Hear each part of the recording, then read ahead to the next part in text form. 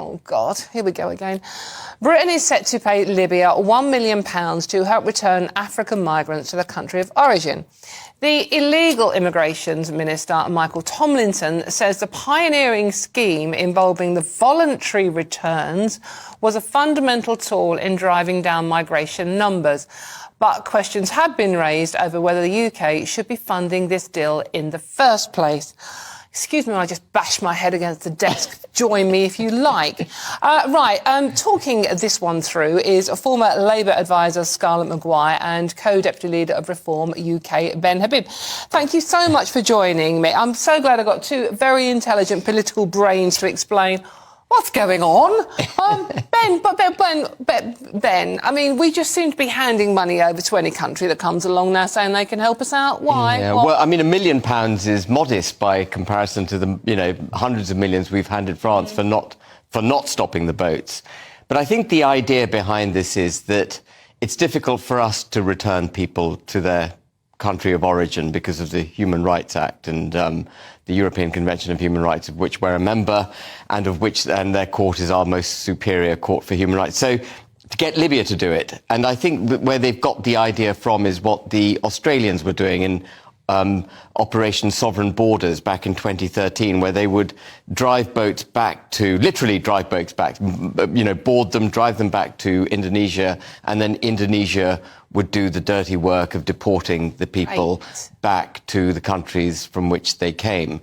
But of course it won't work. It worked for Australia, but it won't work for the United Kingdom because it's a two-pronged process. You've got to push the boats back to Libya or drive them back in the case, using Australia. Stop them crossing the Mediterranean. You've got to stop them there and you've got to stop them getting across, and then you've got to get them back. And £1 million, frankly, is a drop in the ocean. But the other point to make, and it seems to be lost on Rishi Sunak, is that if you pay people in order to stop a problem, the problem will subsist because they recognise that the minute they actually succeed in stopping the problem, they won't get the lolly. Yeah. So they're embedding bad behaviour by offering up money. Yeah, even I'd seen that one. Yeah. Even I had to, if they're going to carry on paying me, why would I make this problem go away? Just carry on. Scarlett, I mean, we do seem to be just handing out money like confetti at the moment to solve a problem that doesn't really seem to have a solution. No, I think this is what's called a performative thing, is that we say we're doing something and nothing's going to happen. I mean, the other thing, I completely agree with everything Ben said, but look, Libya is a failed state.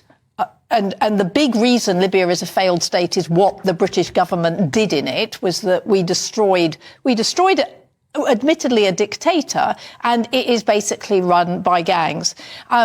I don't know why. I mean, these migrants coming in, many of them are kidnapped, are taken. I mean, where the £1 million is going to go is completely beyond me. And then there is this wonderful word, voluntary. These are voluntary repatriations. That was the one that worried me as well. No, I mean, if you've come all the way, if you've risked yourself coming into Libya, which is a really, really dangerous country, yes, the odds of you getting through it to a beach, to a boat, you are pretty desperate. Voluntary is not going to be. So Libya will obviously say, well, we'll take the $1 million and look, we're going to send 50 people back. Voluntary probably won't be the word. They'll be kidnapped. They'll be put back. I mean, they won't even be kidnapped and put back. Some dictator or some warlord will put the £1 million in his back pocket. Well, precisely. And the problem will just subsist. I mean, it just seems complete and utter madness to me that it doesn't even begin to deal with the problem of I mean, if they want to go back anyway. Why are they there in the first place? It's lunacy. What we haven't got, this is where Scarlett and I are going to... said that because I thought it was me being genuinely thick, thinking, I don't see this one working. Well, it won't work. And, I mean, the only way to do it, and Scarlett and I think are going to disagree on this, the only way to enforce one's borders is to enforce one's borders. And it takes unilateral action by every single country, all the way from Italy through to the United Kingdom, to stop people crossing their borders illegally. That's what happened for thousands of years, and we've lost the will, somehow, to protect the territorial integrity of the United Kingdom. And I don't want to speak for Scarlett, but I suspect she's got a humanitarian aspect to it, an argument against what I'm saying. But I think the most humane thing to do is to let these people know in no uncertain terms that they will not be allowed to cross the channel. Because if they get that message that they will be stopped and turned round, they will cease to make attempts to cross the channel. Our border force, such as it is, and Coast Guard, stops a boat, sends them back to France. Absolutely. What if France don't have them back? Well, because France can't resist it. They seek to enter our territorial waters. We stop them. We stop them at the point of entry. They go back to where they came from. And this isn't happening.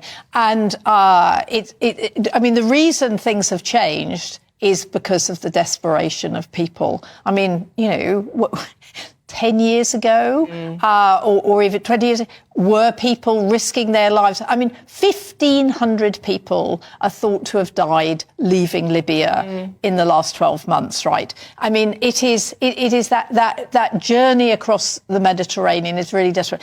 These are absolutely desperate people. They are running from something. Now, I mean, they might think they're running towards something wonderful, but actually, I do not believe that they think that this is the promised land and they're going to be treated incredibly well. So these are desperate people. It's just nothing is going to work. What we have to have is, rather than every little country being a little island to itself and saying, oh, we don't have anything to do, is we've actually got to have a European deal on what we do about migration. But the French, I mean, we have given them quite a bit of money as well. Well, what about Ben's idea, though? I mean, because what seems to happen, right, Scarlett, is that the migrants in the small boats get literally a little way off the French coastline, and then our Coast Guard and Border Force pick them up and bring them over here, even though they're close to France. Well, no, I think that's right. I mean, this poor child who drowned, just, of course, I mean, the boat went straight back. I mean, I don't...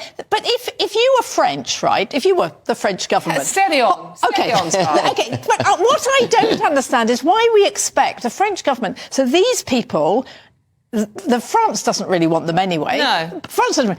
They don't want to be in France. And so we are expecting France to say, no, come back to us. I mean, it's never going to work. Well, I mean, and that's why we have to have, we really have to get together and we have to sort out migration as a continent, rather than having Fortress Britain, which we know does not work. It's not just Fortress Britain. You need Fortress Italy. Italy is one of the biggest culprits here. Meloni won office on the promise that she would stop the boats. Now, there is a big body of water in which those boats could be stopped, boarded like the Australians did, and taken back to Libya. Ooh, OK, I'm still none the wiser, but we're giving more money to another country that's basically full of crooks, and they're obviously going to spend it wisely, aren't they? Absolutely. Anyone else spotted the flaw in this one? Ben Habib, Scarlett Maguire, thank you so much.